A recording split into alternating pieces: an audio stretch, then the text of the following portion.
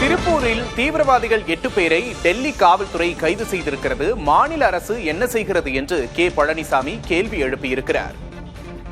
தீவிரவாதிகளை தடுக்க மாநில அரசு என்ன செய்தது என்று எதிர்க்கட்சித் தலைவர் எடப்பாடி கே பழனிசாமி கேள்வி எழுப்பியிருக்கிறார்.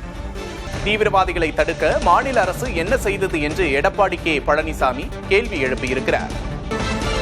டெல்லி காவல்துறை வந்து கைது செய்யும் வரை திமுக அரசின் தீவிரவாத தடுப்பு படை என்ன செய்தது என்று கேள்வி எழுப்பியிருக்கிறார் எடப்பாடி பழனிசாமி.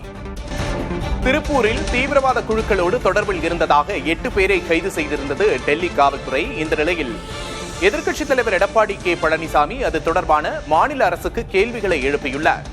டெல்லி காவல்துறை வந்து கைது செய்யும் வரை தமிழ்நாடு அரசின் தீவிரவாத தடுப்பு படை என்ன செய்தது என்ற கேள்வியை எழுப்பியிருக்கிறார். தமிழ்நாட்டின் அமைதி நிலை திரும்ப மாநில அரசு என்ன நடவடிக்கை எடுத்தது என்று கே பழனிசாமி கேள்வி எழுப்பியிருக்கிறார்.